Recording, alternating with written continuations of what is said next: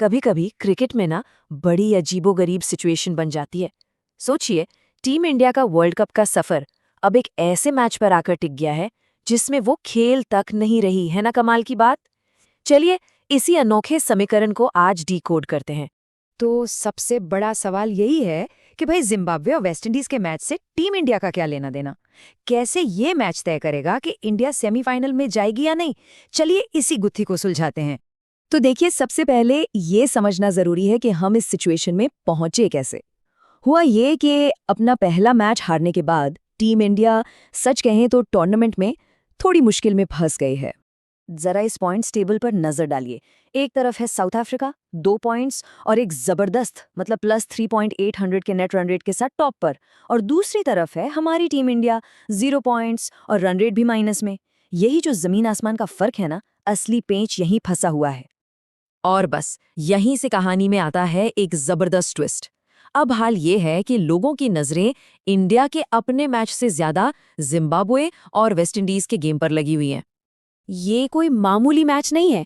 इसका जो भी नतीजा होगा वो ग्रुप की हर टीम के समीकरण को हिला देगा।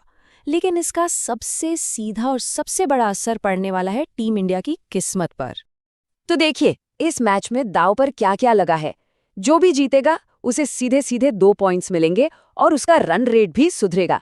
जो हारेगा वो जाहिर है पीछे हो जाएगा। और हाँ, इन दोनों टीमों को हल्के में लेने की गलती मत कीजिएगा। ये दोनों अपने अपने ग्रुप को टॉप करके यहाँ तक पहुंची हैं, मतलब दोनों ही जबरदस्त फॉर्म में हैं। चलिए अब आते हैं इस पूरी कहानी के हीरो या विलेन पर, और वो है नेट रन रेट। टूर्नामेंट के इस मोड़ पर आकर सिर्फ जीतना काफी नहीं है, असली खेल अब नेट रन रेट का ही है। अब कई लोग सोच रहे होंगे कि ये नेट रन रेट यानी NRR आखिर भला क्या है।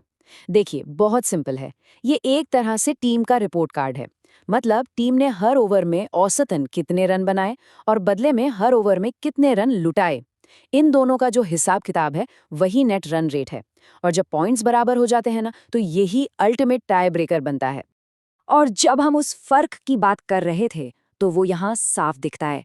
साउथ अफ्रीका का रन रेट है +3.800 और इंडिया का माइनस में। मतलब हमें सिर्फ मैच नहीं जीतने बल्कि इस बहुत बड़े गड्ढे को भी भरना है। इसे ऐसे समझिए कि नेट रन रेट एक रॉकेट की तरह है। एक बड़ी शानदार जीत आपके NNR को सीधा आसमान में पहुंचा सकती है, और वहीं एक बुरी हार उसे जमीन पर पटक सकती है।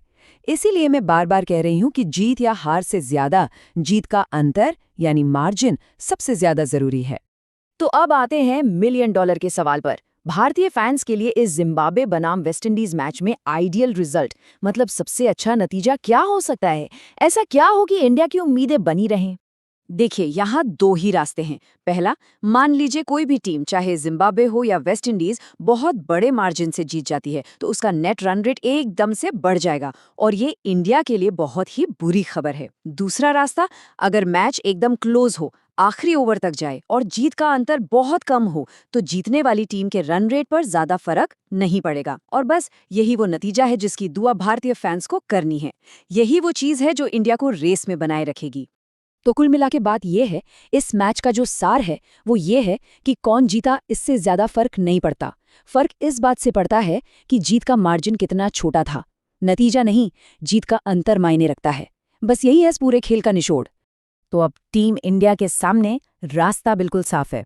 पहली चीज, दुआ करनी होगी कि जिम्बाब्वे और वेस्टइंडीज का मैच एकदम कांटे का हो। और दूसरी और सबसे जरूरी चीज, इंडिया को अपने बाकी बचे हुए सारे के सारे मैच जीतने होंगे। कोई और ऑप्शन है ही नहीं।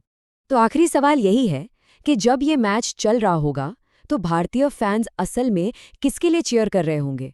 जिम्बाब्वे के लिए, वेस्टइंडीज के लिए, या फिर सिर्फ एक करीबी रोमांचक मुकाबले के लिए?